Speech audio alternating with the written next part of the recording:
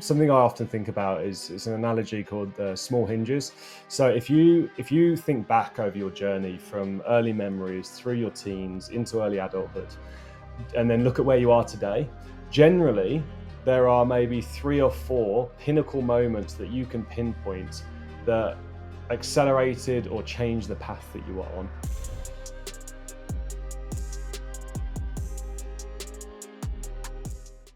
Dan, welcome to the show. Thank you for joining me. Yeah, thanks for having me, Colin. And when I was getting prepared for this one, I was really researching the world of Amazon entrepreneurship and some of the huge figures and sums that are involved. But for me, I want to go back way before that. And I've heard you describe yourself before in your teens as a bit of a closet geek. Why was that? So yeah, I think it was kind of the boom of the internet just kicking out.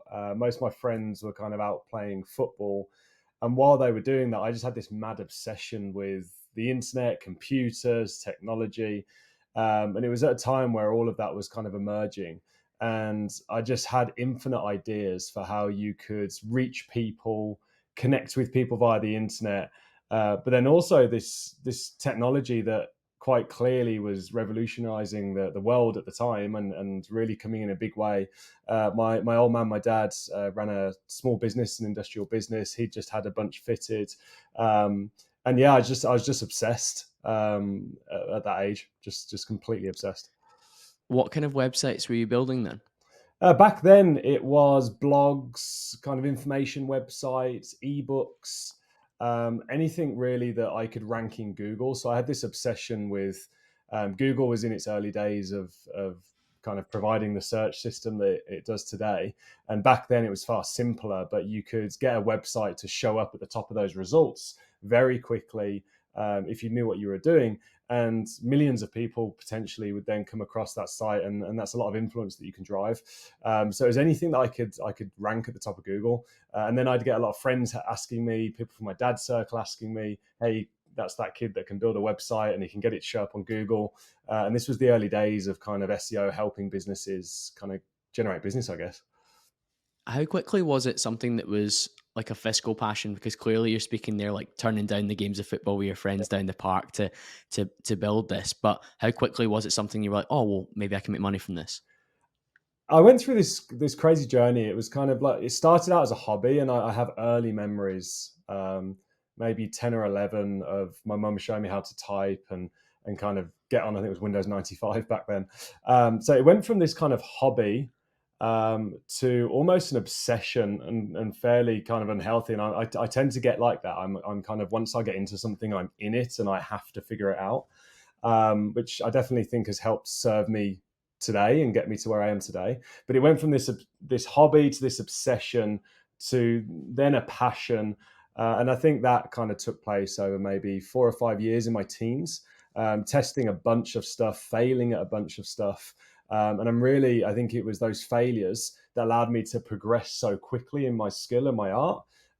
Because out of every failure, there was a lesson, and then you'd apply that lesson to the next attempt and go from there. What were some of the early lessons that maybe stick with you now when we look at what you're doing? Early lessons. I mean, the internet. I mean, it's the whole thing. The whole game has changed a lot. But I'd say universally, understand um, a rough idea of what you're trying to get out of something that you're going into, so that you're not zigzagging and kind of look back 12, 18 months and you're in the exact same position, but you understand exactly where you're trying to get to, and spend a bit of time kind of really doing the thinking before you do the work on what's the best way of getting there, what's the path of least resistance, what's the most efficient way I can achieve that result. Now, I went through a bunch of stuff with payment providers like PayPal and all this stuff, which has all been largely regulated today, but effectively kind of know what you're getting into, understand the game, and then spend a bit of time thinking about how to play that best game. And back then it was a bit more of a wild west with things like PayPal or other payment providers. What were some of the maybe the failures that stand out from that regard? Yeah, I remember being about, I think I was about 13 or 14, and I had registered a company, a UK company, I think it was called Spider Web Limited or something. And I'd set it all up. We'd got PayPal as a payment provider, and I'd written a really successful ebook on SEO, so how to rank websites in Google, how to get them to show up high in the search results. And I think the exact number I can't remember. I think I'd sold 10, 15 grand's worth of this ebook. And I was really excited about it, and I was kind of showing off to my family, like, hey, look, I just made a bunch of money. And then PayPal recalled it all because it was against their terms of service or something in the way in which that was being sold. It was a high risk item or something. So yeah, I ended up in a bunch of trouble with PayPal and payment plans and stuff like that because they refunded the customers, and I think it was only about £2,000 or £3,000 in the end. But yeah, it was definitely kind of one of those. Okay, this is real. Well, at that age, I think £2,000 or £3,000 is a noticeable sum of money. You'd be the talk of the school with the clothes you'd be wearing or the items you'd be able to have access to when you're turning over that kind of stuff. But I find it really interesting that straight away there was the website passion, but of course you were almost selling your expertise in terms of, look, I've written this ebook on SEO, and as a young guy, I've kind of not cracked the code. That sounds a bit glib, and maybe that's Yeah. part of the marketing, but you have a good understanding of how this works. So straight away, it's become something that you can monetize and sell your wisdom onto others who maybe want to get to point B or point C or point D in the alphabet if we're using that from A, and you're able to do that because you've already got a bit more knowledge than they do. Yeah, sure. I think it largely came out of most of it was service based. So I'd get a lot of asks of local businesses, family, friends, etc. Hey, can you help me with your website? Hey, can you sort out something physical like my internet router? So I was doing a lot of just helping people, and then I found that converting that knowledge, especially around the SEO stuff, into an ebook or some sort of written form, really helped me hone my skill. And it's something I've definitely taken kind of through my life and through my journey is helping others achieve success. You really have to have refined and mastered a framework to deliver that success that's predictable, that's repeatable, similar to the fitness space, I guess.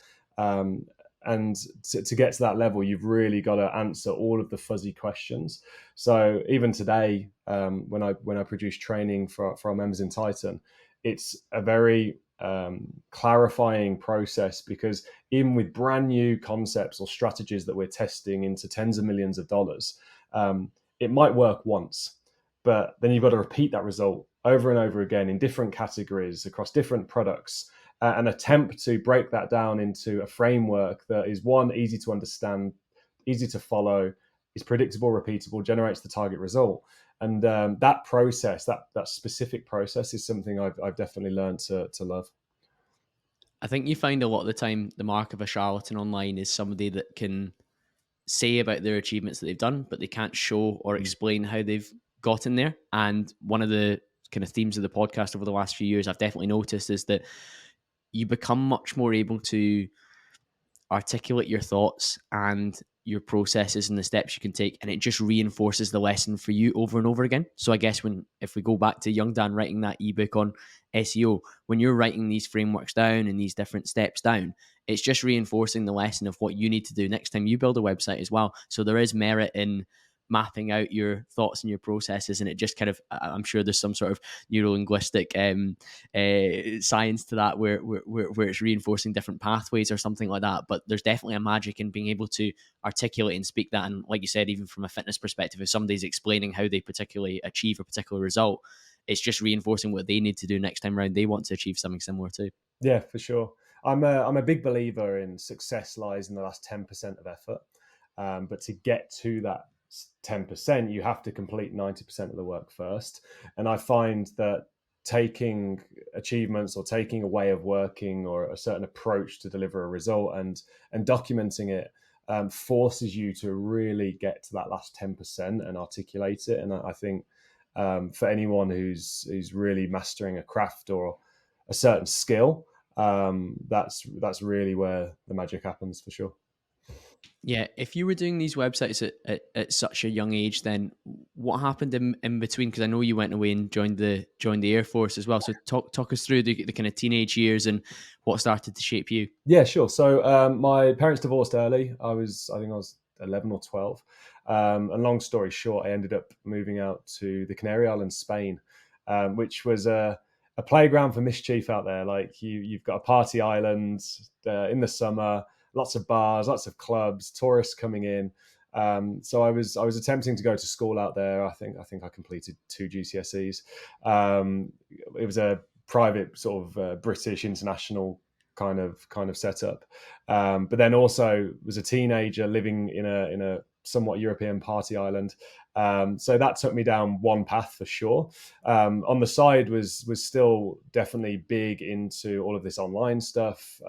Thinking back, I was running web hosting servers. I was selling gaming servers. I was doing all this kind of infrastructure stuff on the internet, but found myself in this place where all these distractions kicked in, and I definitely enjoyed them at an early age. So I think I was about 15, yeah, maybe just coming up 16. Mum kind of had enough of it and said, "Hey, you need to go back to the UK and kind of reset."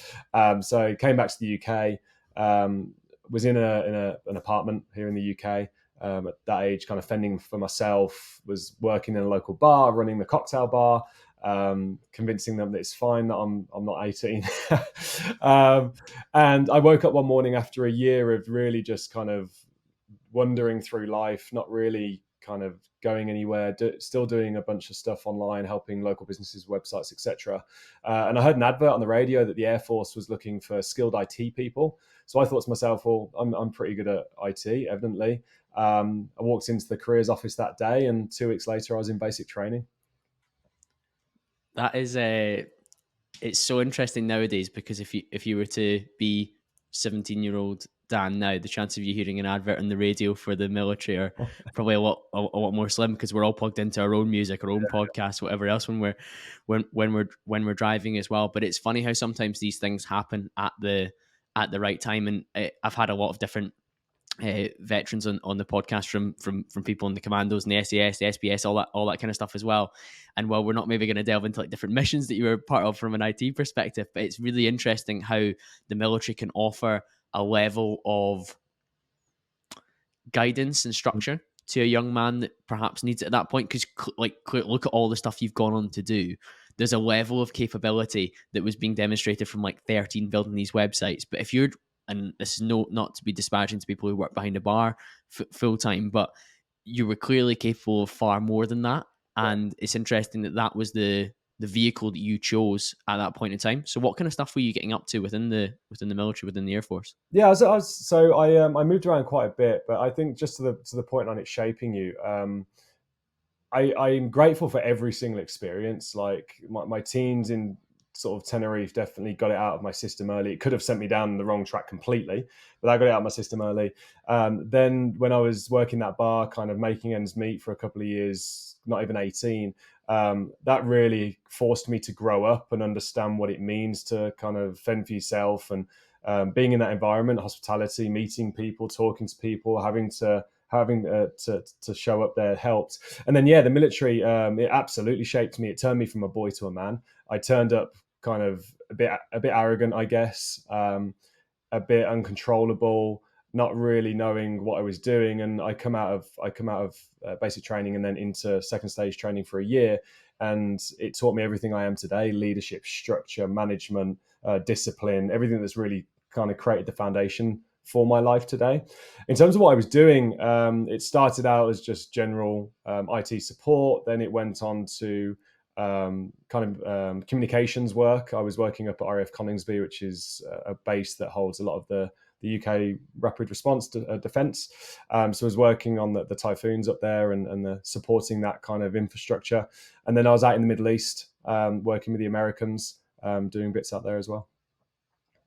Exciting. And I think it's always intriguing for me with all the different people I get to speak to on the show when they look back at their childhood. And some of it, I can always accuse people of post-hoc rationalizing, but it's great that you're recognizing all these different phases and what they contributed towards. So from the hospitality trade, I was learning how to talk to people. I was growing up. I couldn't just be a kid anymore. Especially, I mean, living yourself at that age as well is probably something that has a big impact as well, because you really is sink or swim at that point in terms of can I look after myself, can I wash my clothes, can I cook my meals. But it's intriguing, all these different stages and how they like almost like layers of paint. Yeah. to build up the picture that we see now. And too many people sometimes don't think, what did I take from that particular experience that I can move forward with? And particularly one of the phrases you used was almost like living on autopilot for that Yeah. period of time. But thankfully, there's lessons from that period of time that weren't entirely wasted on you. Because my real fear for so many people in society nowadays is that we are just on Mm. autopilot because we're constantly distracted by short-term pleasures from our phone, Deliveroo delivered straight to the door, working from home sometimes, and it means that you become a bit of a recluse as well. So life is so easy to be just on autopilot and coasting. And so when we're kind of breaking that convention with conversations like this one, it's something I'm a big fan of. Yeah, for sure. I'm something I often think about is an analogy called small hinges. So if you think back over your journey from early memories through your teens into early adulthood, and then look at where you are today, generally there are maybe 3 or 4 pinnacle moments that you can pinpoint that accelerated or changed the path that you were on. So for me, it was moving to Tenerife, coming back from Tenerife, making that decision to join the Air Force, and then later, as I'm sure we'll get to, making decisions to leave the Air Force, and then meeting a couple of key individuals. I can see in my journey exactly what put me here today, but it's not that did it to me or for me. It was me that was constantly realizing I'm on autopilot or I'm comfortable and deciding to make change. And it's crazy. I sit here, I'm in the UK today. I've just spent 3 years living out in Dubai, and I'm here for the very same reason. I was on autopilot in Dubai. I was very comfortable living this really nice life. But I've got stuff I want to do and I'm pushing. And I change your state, change your environment type mentality. And I'm just a big believer in if you kind of look around and you're not happy with your environment, or you're on autopilot, or you're just a bit too comfortable and you're not where you want to be, then you have to push. You have to push through that, and you have to kind of change state, change your environment, and generate a result. It can breed complacency, and I guess that's something that you must have noticed straight away. Like kind of fast forwarding to staying in Dubai, and some of the businesses you've been involved in, and some of the massive achievements that you've got. It's great that you've recognized that, right, okay, maybe this is just coasting autopilot mode. And that's when you can tell from the decisions you've made and these small hinges that you're talking about. Yeah. That's when you're like, fuck no, I'm not staying in this place of comfort. That's amazing to recognize. When it comes to your time in the military, then you mentioned it gave you structure around leadership and insight around that kind of thing. What else did you learn that you kind of took forward before it was time to leave? I learnt resilience, persistence, and I believe I often get asked kind of what are the characteristics of success in an individual. Um, I don't believe it's background or environment or anything like that. Don't get me wrong; those things help, but I think the true characteristics that drive success in anyone is their ability to be persistent, to be resilient, and to keep on kind of driving. And I think they're the 2 main characteristics that the military installed in me: is no matter the environment, no matter the pressure, um, you've got a mission, you've got an objective, you understand what the goal is. You wake up every day and you're persistent and resilient to achieve that, no giving up. Now, don't get me wrong, we all have bad days and we all question things, but it's that ability to pick yourself up off the floor or under extreme pressure when things get tough. Ask yourself, how can I get through this? How can I achieve this? And it's interesting when you start asking your brain, how can you achieve something? The various paths that come through. And then finally, I think it'd be courage to actually do that. I've been in bouts of crippling stress where I'm like, anxiety's kicking in, I'm shaking. And my wife, Lottie, who's kind of been with me this whole journey, we met at 11 in school. She'll put me back together and kind of push me through. And it's having that resilience, persistence, and courage to stick at it for sure. And I think I'm most grateful for that, from my experience in the military. That's a number of huge qualities that is like almost lacking in today's environment as well. So for you to carry those forward, it means you're much more in a position to win. And I think so many self-development podcasts are quoting Alex Hormozy at the moment, but he was talking about it's almost never been easier to win because society has become quite soft and quite weak and almost embracing that. Whereas if you can be a little bit more savage and a little bit more courageous, a little bit more resilient, a little bit more persistent, it puts you in the top however many percentile of people, and I mean, look at what you've achieved. But all that time in the military, good levels of lessons to take away, great insights to move forward with. What was the maybe the tipping point to say, I want to move away from this? Because were you still involved with some of the different Yeah. IT stuff that you were doing on the side? Yeah, for sure. Yeah, so I was still doing a lot of SEO, selling web hosting, websites. I had monetized sites at that point as well, just like blog sites that would then drop Google advertising on, and you pick up the royalties off the advertising. I was messing around with early YouTube. So I was doing all this stuff on the side from my dorm, fairly kind of automated.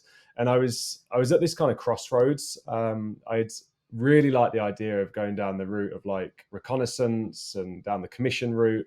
And at the time, I kind of found myself working in a special team that was involved in the UK defense infrastructure. And I was kind of working above my rank at that point anyway. I was reporting directly to the Flight Louis of my division, which at my rank wasn't normal. You'd have a few ranks between you. His name was Brad, actually. And he could see what I was doing, and he was really good with me. He would, as long as I got my kind of pieces done, which I always would, I'd sit there and I'd be in the office, and like over lunch or whatever, I'd have my laptop out and I'd be doing stuff.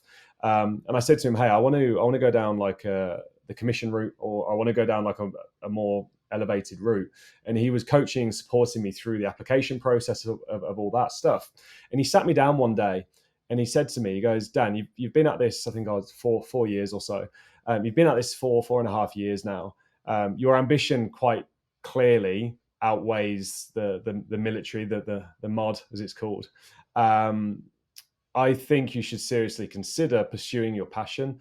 And whilst, I mean, with military officer hat on, Brad would likely should have, if he was following the rules, going, "Yes, you should become a commissioned officer. Yes, you should go down this route." He saw in me what maybe I didn't see in myself, and he kind of gave me the confidence to do it. So from that point forward, fast tracked through leaving the military. I already had a company on the side of my military day job. So I literally just wrote a letter of acceptance of a job from my company to myself. So fast track the process. And yeah, 6 months later, I was kind of out. But it was him and then my Sergeant Charlie that really kind of gave me that confidence at, what was I, 22? Yeah, 22, I think, to kind of make that leap of faith. Lottie and I had now got quite serious. And yeah, I left and off I went onto my kind of entrepreneurial journey. Really interesting that people recognized where your passions lay, and while the capability to progress within the military was there, they they could quite obviously see there was maybe a shelf life to it or an expiry date. Mm. And there's always an expiry date to any particular career or business, and you see that with lots of different entrepreneurs. And I'm sure Titan is something at the moment, but there'll maybe be something in 5 years' time that Dan Ashburn turns his hand to instead. But I certainly think that if people recognize that, imagine how good you could be if you turned your hand full time to this passion. Yeah. They can see quite what you're capable of. So I think for to kind of break the wall with the listeners, having something that you're building on the side that one day can tip over is always an exciting prospect, and I think it's something that a lot of people should always consider, particularly in this environment now where we've got people talking about cost of living, we've got employers very much potentially looking to downsize or change, particularly in tech. If we're staying on that subject, like there's been huge changes. We've got AI coming down the tracks as well in terms of what does that mean for certain jobs in the future as well. So providing yourself with the opportunity to make some sort of fiscal income, or at least some sort of base from your passion, is quite an exciting thing. And it's great to see that during this time in the military, even if you were perhaps tested and given different opportunities and things, you still were making time because of your capability to do the things that kind of gave you the platform to leave and move forward quite quickly. Yeah, I think so. And I think it comes back to that obsession and passion. For anyone that is serious about creating change in their life and achieving something of success that they've created that maybe provides a certain lifestyle or kind of structure for life that they desire, you have to show up and you have to be obsessive about making it happen.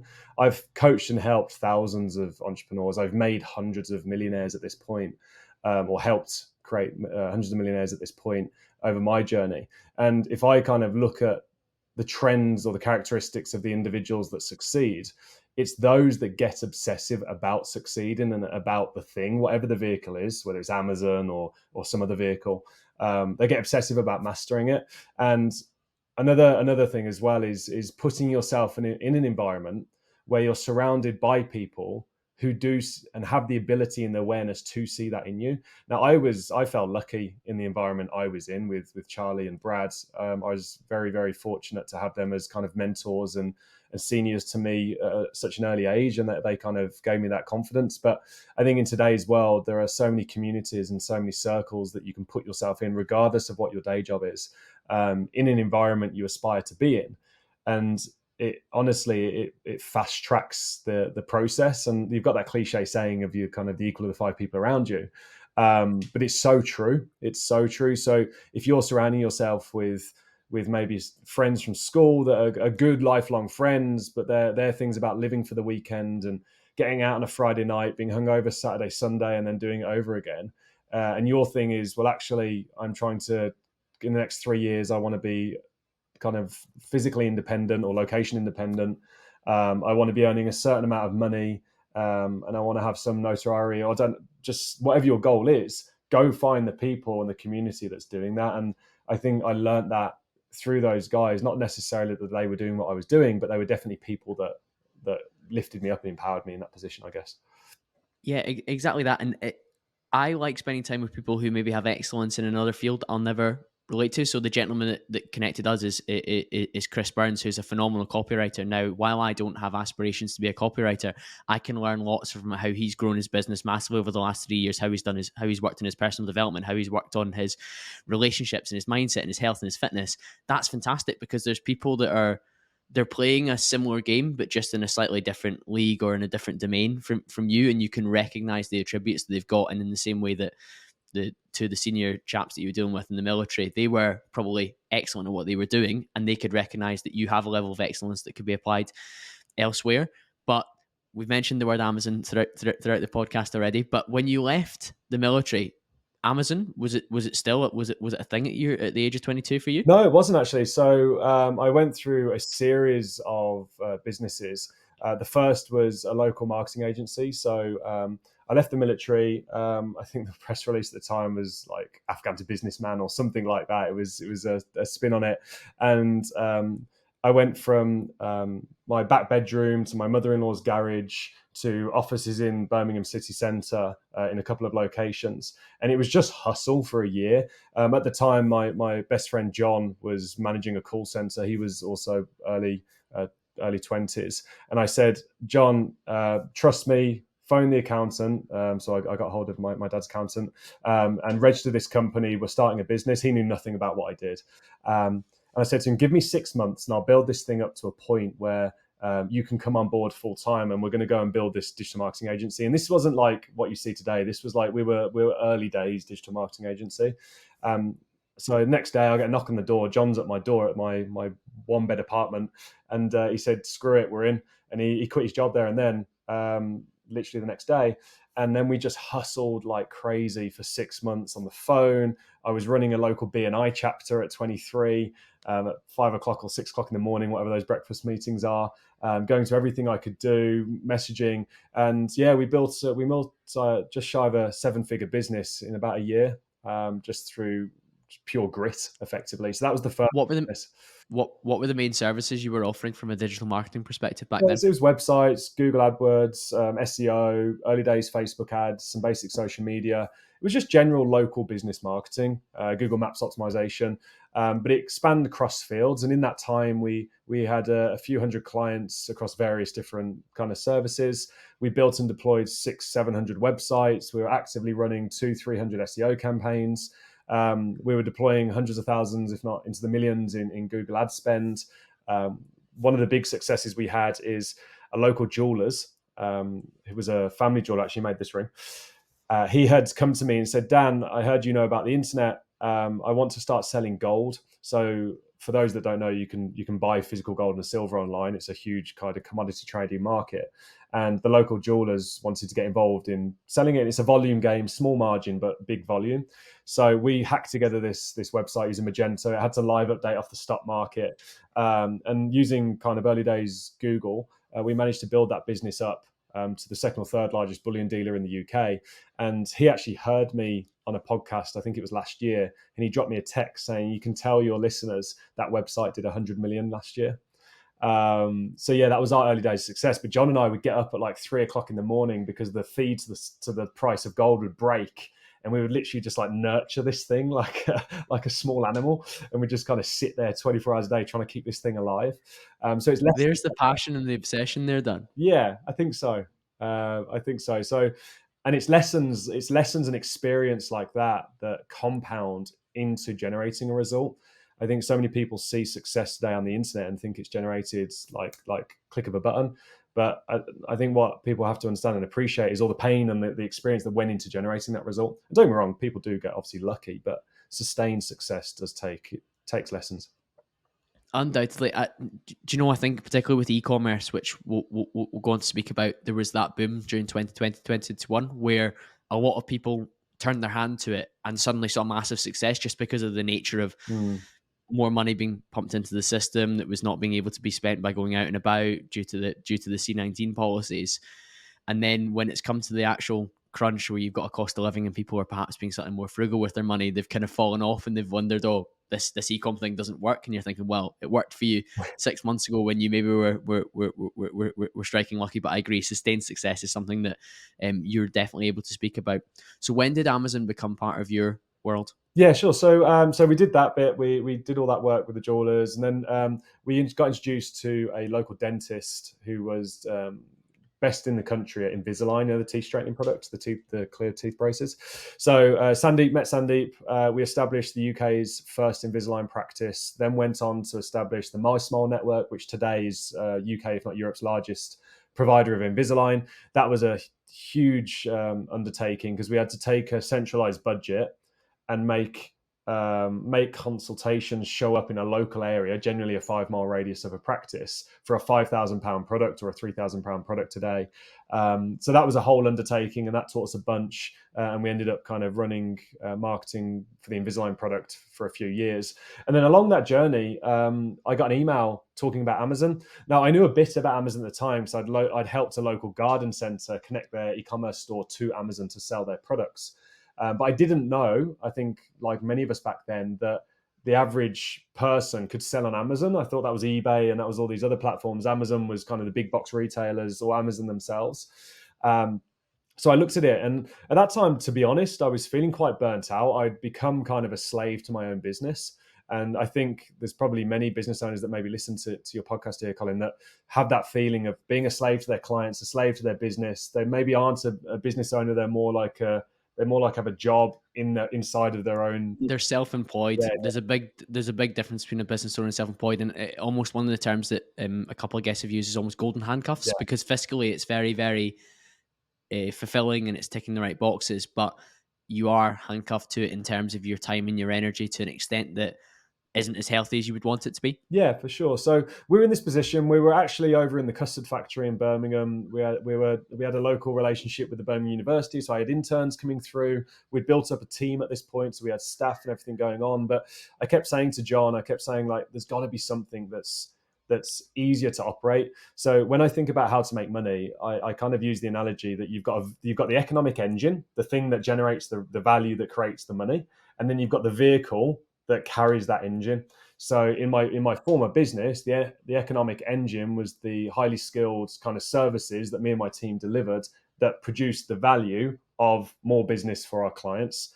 But the vehicle in which that delivered was complex, high touch, hundreds of clients, lots of busy work, lots of communication. So it was economic engine was powerful, but it was also a very complicated vehicle to kind of operate. So I said, okay, let's find something better. And this email dropped in my inbox, and it kind of talked about the notion that you could create products and sell them on Amazon. And this wasn't reselling, it wasn't wholesaling, it wasn't going to a thrift shop or a charity shop and buying something cheap and just arbitraging it and selling it for more.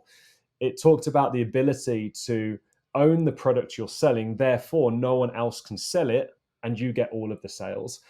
So I looked at John, and we were having a bit of a slump at the time actually in the business, because we had all these staff, and that was another lesson about kind of the economics and the ratios of like payroll versus revenue. And the kind of efficiencies of a business, because we'd gone from being just us to being this team and office and overhead, and we kind of grown up in that scale as well. So we're at this point where we're at a slump in business a little bit.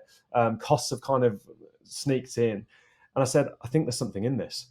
So I looked into it, and they were talking about an event out in Vegas. Now, I'd never traveled internationally for business. I'd obviously been away with the military and been on holidays and that sort of stuff, but never really away to like a conference. And I looked at John and I said, right, it's $4,000 or $5,000 for the course. It's going to cost me another 4 or 5 grand to get over to Vegas. I'm going to go on my own. I was 23 or something, 24 at the time. Trust me, this is going to work. So he looked at me and went, okay. And a month later, I was over in Vegas at this conference. John's got a lot of trust in you, Dan. He really backs you. Yeah, John's my boy. I've got a couple of people like that around me. I wouldn't be where I am today if it wasn't for people like John, Lottie, Lydon, and those at the Athena, and those that have supported me kind of the entire way, for sure. Yeah, that's great to recognize. What were you learning on this course then that opened up this whole new world to you? So it was a friend, or now a friend. It was a guy that had really figured out kind of this whole private label world, and to be honest, he's largely responsible for the entire movement of this industry.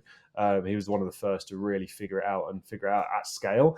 And it was the notion that you could look at the data that Amazon presents. So as an average consumer, you go on Amazon, you search for a product you want to buy, a silicon spatula. And then there's certain data points available that allow you to kind of figure out how many units that product is selling. And then you do the math, you go to Alibaba, you'd figure out what you could buy it for. And providing there was enough margin, the kind of key to success with it all is you would design your own brand, have the manufacturer or the factory print your brand on that product, and then you'd register that brand with Amazon in today's world. Therefore, no one else can sell that brand. So you're not competing on price. There's not 100 other sellers selling the same product. You own it. And then it's simply a case of rinse and repeat. So these products on average, gross margin on average, somewhere around 30%, net margin 20, depending on how efficient you are with your advertising. Then is like a cash machine, isn't it? How many dollars can you put in and how many dollars are you generating out?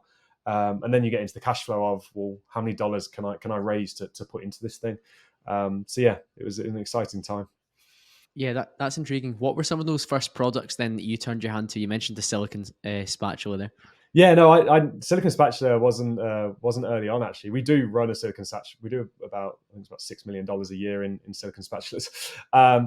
The first product we sold was a puppy. I don't know how you say it, a puppy wee mat or pee pad. You know, the Yep. dog training mats.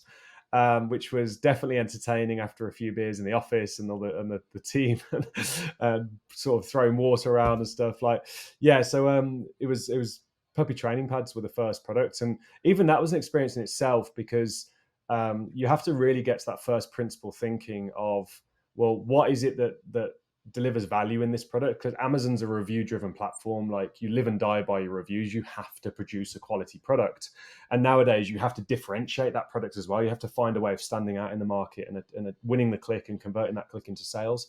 So back then with those puppy training pads, it was all to do with the amount of pulp inside of the pad, so how much moisture or how much liquid it could absorb. But then the more you put in, the more cost there was to producing the product. And another learning is that the market will always dictate your price. You don't set your price, the market dictates your price. That's not true in areas like consulting, etc., but especially in commodities and products, etc.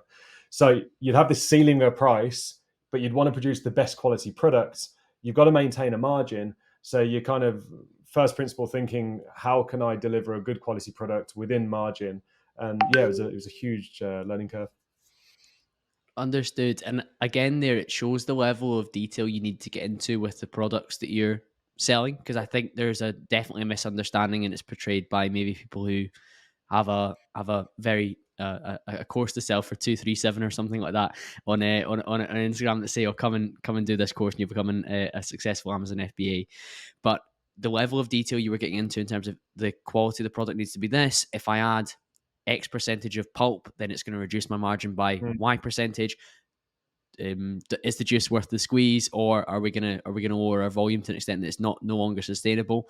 And I find that intriguing. So if that was one of the kind of starter products, what kind of products stood out along the way that have maybe played big milestone roles within the journey for yourself? Uh, I think people always ask me kind of, what is it you sell? What product should I sell? In today's world, we're in pretty much every category you can think of. We're in home and kitchen, sports and outdoors, automotive. We even have some textiles at this point, which I advise against because of the sizing and everything that comes with it. But effectively, no matter what the product is, it's understanding, one, is there enough demand for it? Two, what's the depth of demand? If there's only one or two different search phrases or keywords that what you enter in the search box for that product, there's going to be a lot of people competing for those one or two terms. Whereas if you find a product that's got 200, 300 highly relevant keywords, then there's more traffic to go around. There's more playground to run in. So is there enough depth? And then it's about understanding kind of what does the market want and how can I improve this product? Now, back then, it was simply a case of Alibaba, buy a high quality product, put a logo on it. That does not work anymore. That kind of private label business model is dead.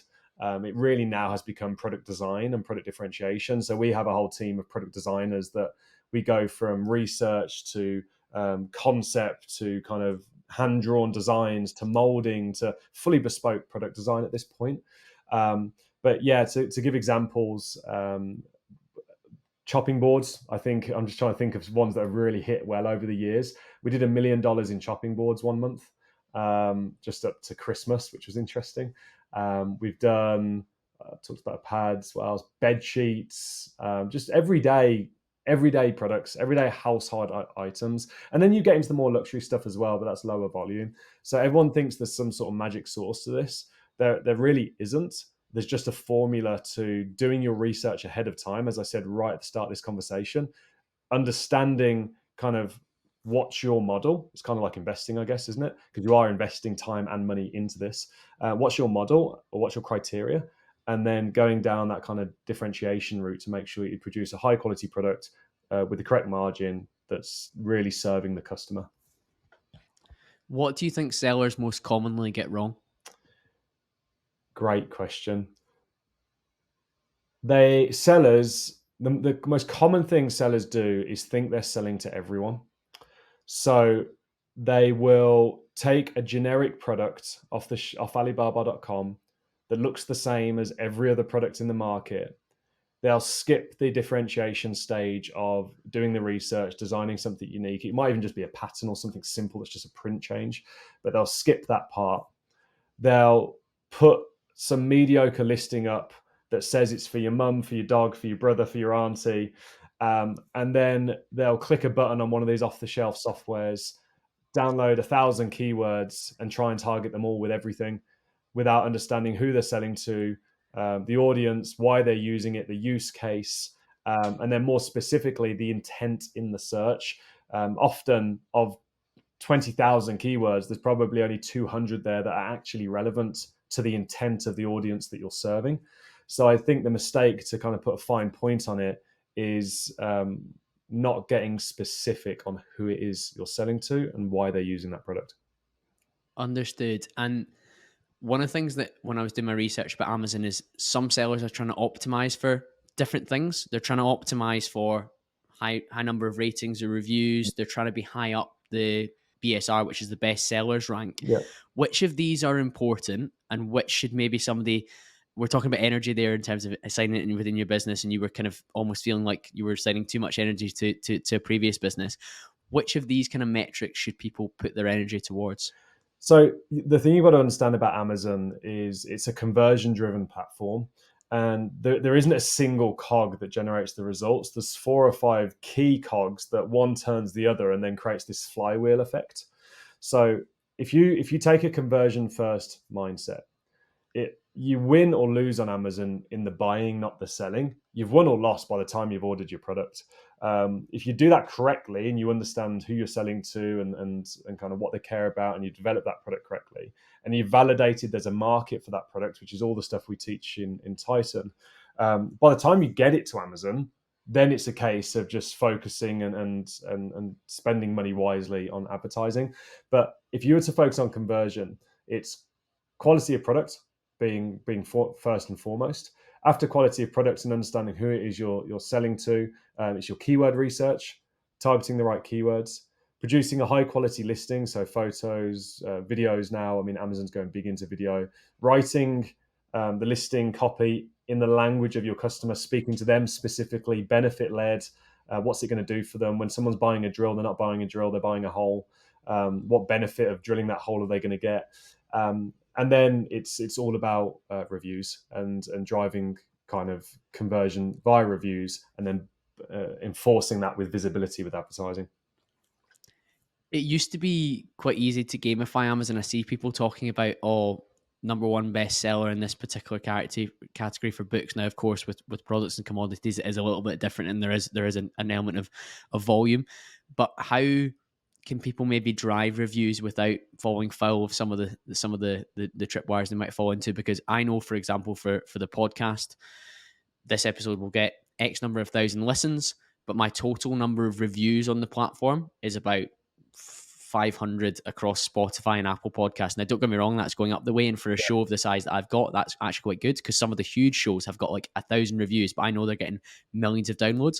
So people taking the time to hover their finger and hit a review and type of thing can sometimes be a little bit of inertia. So what's maybe a way that you can incentivize that? Yeah, sure. So I think depending on the platform, and I'll speak to Amazon specifically, but every platform has terms of service, and they'll have very kind of clear guidelines. Some are looser than others. 5 years ago, 10 years ago on Amazon, it was the Wild West. I mean, 10 years ago, you could literally buy reviews and have them put on. But Amazon's definitely locked down on all of that, because if you think about what Amazon's promise is, it's that you can trust it. The reason that I think it's 70% of online spending in the US is now spent on Amazon.com, which is, it used to be 50%, $1 in $2, but now it's 70% of online spending. The reason that's happening, not only is it the convenience, but all of those factors, if you were summarizing, it's trust, isn't it? You trust Amazon. You trust that the reviews are accurate and the product is accurately described.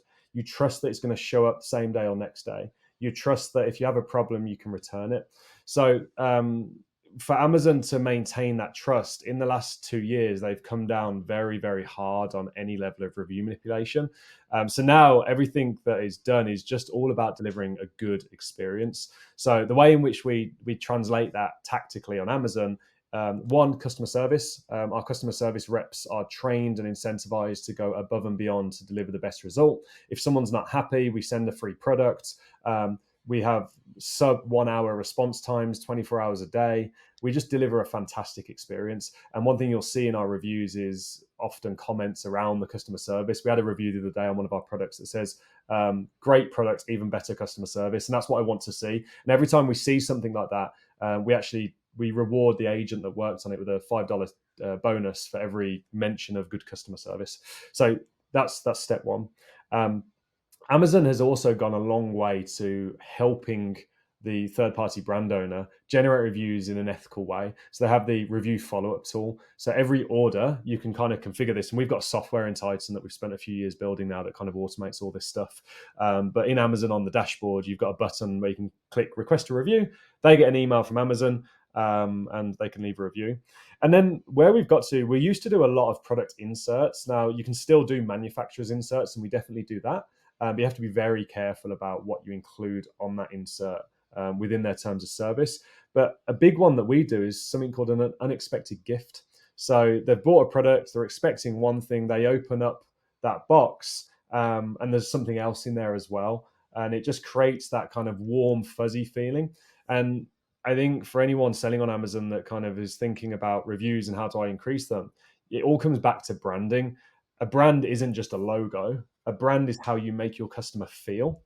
And if you go above and beyond to deliver that kind of almost like Apple-like experience when they unbox and when they open that product, and you track your review rate, so your reviews per 100 orders, you're just going to see it go in one direction. So that's kind of how it works on Amazon as a platform. For a podcast and for other ones, I'm sure there's lots of ways of properly incentivizing with various competitions, etc. But that's kind of how it is on Amazon. In terms of business advice there, that's I know people pay so much money to get access to that, Dan. So thank you for sharing that. And there's now more money in Amazon than ever before in terms of both being spent by consumers. You were mentioning there 70% of the money spent online in the US, which is just a colossal figure, and people just gravitate towards it. And I think the C19 period played a big role in that as well, because my parents now in their late 60s, early 70s, both just gravitate to Amazon. They pay for Prime because they know it's going to come reliably the next day. And Amazon has done terrific work around just how quick they can turn things around. That makes it so much more convenient than anything else. But not only is more money being spent by the consumer, but there's also a lot of Wall Street investment as well. And that has changed the nature of maybe what some people set out to do within the platform as well. How do you feel about all that Wall Street money coming into the Yeah, platform? sure. It's been an interesting journey to watch, actually, because I kind of consider this industry, having been through maybe 4 or 5 different chapters, and I've been around for all of them. You kind of had the early days of the first adopters. I was kind of in the last piece of that chapter. Then you had kind of the systemized chapter of us figuring out all the different tactics and hacks to deliver results. Then you had this early kind of institutional money chapter that attempted to come in and buy these brands. It didn't really work. Then you had the big boom, which you're talking about, where $16 billion was poured into this industry in 2.5 years. And what it was, just to kind of summarize the point, was a bunch of private equity money and Wall Street money coming in, seeing these very under optimized, under sophisticated businesses with respectfully under sophisticated business owners running them, small business owners, solopreneurs, who didn't really understand cash flow management. They didn't understand institutional kind of supply chain management, contract shipping. They didn't have boots on the ground in China that could go drive better payment terms or better COGS. And they didn't have distribution off Amazon, where if they plugged that same product into 5 other distribution channels, they could 10x the business. So these PE firms came in and thought, well, if we buy this brand that evidently has its own profit and cash flow on Amazon as a platform, and maintain or grow that, and then later down the line we might be able to go into retail and all the stuff that big business do. It was great for the first and second generation of sellers because it made a bunch of millionaires overnight. You could take a business that was doing maybe $1 million in earnings in profit, and sell that business for its peak 5 or 6 times. So I've got Wow. friends that built a business in 18 months and sold it 5 or 6 million. I've got other friends that work with me in Titan who sold it for north of 10 million. And there was just so much money sloshing around the industry. And it was a really, As a multiple, that's huge, isn't it? yeah, Because some businesses sell for a fraction of that multiple in terms of their revenue and yeah, their it's turnover. definitely come down and normalized now. Like the average right now is kind of 2 to 3x. And I think that's where now it will stabilize, and that's kind of set the market. So it's an amazing thing from a wealth creation point of view from the entrepreneurs that are in the industry. It also brought a lot of professional service to the industry. It institutionalized the industry from a point of going from like a bedroom industry to like a professional industry. I don't know if that makes sense. Like the conferences went from a bunch of people like me in t-shirts and shorts, kind of just becoming friends and having drinks, to all of a sudden suits turning up and all these kind of service providers showing up. And don't get me wrong, they caught on soon and ditched the suits and put the shorts on. But yeah, it kind of professionalized the industry. But then what's happened now is it kind of created a vacuum because the the successful sellers were bought out. Said platforms or aggregators, as they're known, soon realized that these are very guerrilla marketing businesses, and you can't put a web designer in. You can't remove the founder, put a web designer in, and say, "Hey, generate the same result that entrepreneur generated." It just doesn't work. Unfortunately, I think a lot of them also got caught with inflation pricing in COVID. So you mentioned COVID, as well as there being more spending, prices went through the roof. So you're buying these businesses that have inflated earnings through inflated pricing and inflated consumer demand. COVID disappears, the pandemic disappears, pricing comes down, consumer demand normalizes back to its original state, and you've overpaid for these businesses. So there's been definitely a bunch of learnings. And then unfortunately, as a result of that, a lot of the entrepreneurs that did sell out, the deal structures would typically be like 70% cash up front, 30% earn out over 2 years, maybe. So a deferred payment. Many of them didn't get that deferred payment because the buyers, the operators, these big Wall Street type companies, weren't able to actually operate the businesses, and many of the businesses just kind of nosedived off a cliff. So definitely good and bad, lots of learnings, but they're definitely learnings that have for the greater good have accelerated the knowledge of everyone in the industry, including myself, and some of the stuff we're now doing in Titan, where we have Titan Integrator, which is, you could kind of liken it's like a Y incubator, where we partner with our members, we acquire the business, we partner with them for 2 years, and we throw resource and capital at it, so people and capital at the business, and just accelerate growth.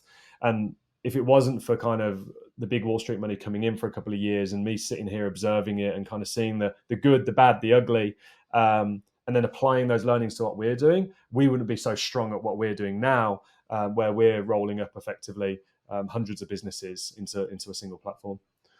Of course, but from you having watched with a keen eye and implemented, that gives you a tremendous advantage. Whereas some people in the industry maybe just watched from afar and went, "Oh, doesn't interest me," or "Oh, well, maybe I can exit really quickly." And that's great for some of the people that have done that. But like you say, there's clauses in those that mean that if you don't sell it in the best possible position, you maybe don't get the full exit. But it is exciting that somebody can build a business very quickly, 1 year, 2 years, and then sell for a large exit. And I think in that space, it is almost a little bit of a wealth fountain. Like if you look at it as a kind of an event, you can create something very quickly, because how many other businesses can scale to that revenue that quickly because of the money being spent on the platform and applying themselves in the right possible way, and then exit for a relatively high valuation and generate that money and maybe go do something else if Amazon isn't something you want to do in the longer term. So from that perspective, it's such an exciting industry to be in. I don't know. I can't name another business, coming back to economic engine and vehicle, I can't name another vehicle of business that is able to generate profit sustainably, that's as scalable as this is, that has the least startup costs, no infrastructure, that you can then sell for a 2 to 3 times earnings profit in 2 to 3 years. Like, name another business that has that ability. You can be location independent. You can get started with 10 or 20 grand nowadays. Anyone that tells you can start with $500, it's a load of bollocks. But you can start with 10 or 20 grand properly. You can scale that thing up to $1 million or £1 million in earnings in a couple of years, and then you can sell that for 2 or 3 million. Like, name another business that allows you to do that in such a short amount of time on a platform that is growing faster than anything else in the world and is acquiring so much revenue. I mean, I read an article in Bloomberg this week that Amazon is considering giving free cell phone service to Prime users. Wild when you consider the perks. It is mad how much they can just package in, because while people talk about Prime for the delivery, you also get the movies, you get the access to the TV, and then they sign things exclusively. So I think they had like the autumn test for the international rugby last year, and they stole that from Sky, like and BBC and whoever else. So there's significant investment in perks within the platform. Within Titan Network, one of the questions I wanted to ask you was, what core skill do you teach on to new sellers or sellers that are looking to level up that you personally wish you knew earlier? Less is more. Sophistication is not what I can add to something or what can I do more of. Sophistication is what can I strip away but still generate the same result, and what's the path of least resistance to that result. So what Titan essentially stands for is continual refinement of a playbook to generate a result. And we're very fortunate because, unlike most of kind of the gurus that you see on social media selling courses and stuff, we've got over 1,000 sellers that are part of a community that's very like-minded, has high trust for each other. I mean, we're all friends at this point. We travel all over the world together. We have 2 major events a year. There's true relationship, and everyone is feeding back into what we call the Titan way. And this is a playbook, a framework for generating success on Amazon. And it's not when at each stage of the journey, you yourself as the entrepreneur and your business maturity has different needs, and there's different things that you should be doing each stage. So really the focal point within Titan is, what is kind of the one thing, like what is that one thing that you need to do now that takes you to the next step and makes everything else easier. And it's really a point of refinement. Like, you don't need to do everything. There's 3 or 4 core things that you need to do and do well. Go really deep on those, and you'll generate the result. And you mentioned something earlier that I'm a massive believer in, and that's that success leaves clues. Everyone thinks that you've got to figure it all out yourself. In everything I've been very successful at, I've always, and I reflected on this the other day, I've always found someone that's achieved the exact result I'm trying to achieve. And then I've, in any which way I can, broken down how they did it, whether I've paid them to learn from them, or I've made sure I'm in the same room as them and I can buy them a beer and have a conversation. I've always gone for a proven framework that has generated the exact result. And where I've failed generally is where I've tried something like I put 100 grand, it wasn't all my money either, into an app called Hello Taxi. Got 2,000 taxi companies in the UK, and then Uber came out to the private sector and killed us.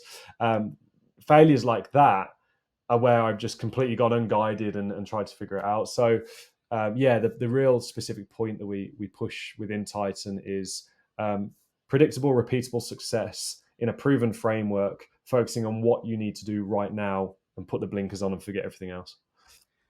It's so easy to get distracted. Shiny object syndrome is an absolute killer of so many different entrepreneurs and so many different individuals. And I was going to ask you about the taxi company as well, because I think from what I've learned over the last 3 years interviewing so many different people is that quite often there's like the one that got away, or there's like a moment where, like, particularly for entrepreneurs, as you said, you cannot do everything. And sometimes you have to let something go that maybe felt, oh, wow, I think I could really do something here. So yeah, that maybe stands out as one that got away, because if you'd done it on the same framework as Uber, perhaps it would have been the British Uber. I think that comes back to who, not what. So that's another thing I've kind of learned in my journey is you can't do everything yourself. Like I still own multiple businesses. Obviously, Amazon is my main thing, but I've always partnered with the who that I need to help me achieve the result that has the strengths that I don't have, or has an ability that I don't have. And in the taxi thing, looking back, I mean, we were really onto something. We were 2 years ahead of anyone. We had 2,000 taxi companies across the UK signed up, and that was a big recruitment thing in itself. But I attempted to bootstrap the whole thing, develop out of overseas. Had I had the experience I had today and known proper infrastructure, proper planning, proper funding, gone out and properly funded the project, I'm pretty sure that would have been a 9-figure success. But yeah, it's that I take that learning through today, and I mentioned Titan Integrator and what we're doing there. You apply that learning to what we're doing today there, and it's great. I've got the institutional backing, I've got the right people on the board, so I think you just, like I say, success leaves clues, and it's just about kind of having the ability to pick those clues up and apply them. Huge points. Second last question for you, Dan. You've moved back to the UK to pursue things that you really feel you want to do because you were feeling a little bit too comfortable out in Dubai. What are some of those big things that you're going to be pursuing? Good question. So, yeah, we're only really just getting started with Titan. The first iteration of Titan, it's 4 years old now, which is crazy. I just don't know where the time's gone. So we're leveling up Titan in the way in which we help people succeed on Amazon. So we're effectively breaking up the community into sub communities. Back to that point of let's help people with what they need at that moment in time, and let's not overwhelm with all this other stuff. So network's undergoing a huge kind of enhancement. And then all of my focus is on the future of Titan Integrator. So we've come up with a model that allows the entrepreneur to win.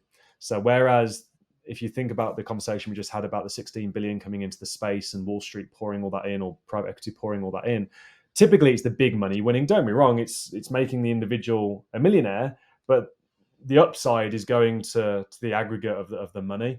So we've spent 2 years designing a model that effectively allows us to take what would typically be a 2 or 3 times earnings on a valuation, and through a partnership model and accelerating growth through my team that's 220 people now, 230 people, and accelerating with capital, we can take that same business and generate a result for the individual that's maybe 3 times that. So like a 6 or a 7 or an 8 overall value. Some of them going double digits in value. So I'm just really excited about that, because it's everything we stand for. Together we're stronger. Bring the entrepreneurs together. 1 + 1 = 3. Deploy the best team with passion and compassion, and then at the end of the result, we all win together on the exit. And it also links into that piece about you feeling a passion for teaching on to others to reinforce the different lessons that you've learned. So it ties up nicely, Dan. Yeah, and I'm excited, man. So we're 6 months into it. We're already well ahead of our vision. And over the next 3 years, our goal is to build a company that has the potential to be valued at $1 billion. Yeah, huge goals to work towards. And I'm sure the listeners like myself have enjoyed the conversation. If they want to continue the conversation with you, Dan, where should they head towards? Check out Instagram, Dan Ashburn UK, or titannetwork.com. That'll be linked in the show notes. Thank you so much, Dan. And thank you to the listener. I'll be back to speak to you all again very, very soon.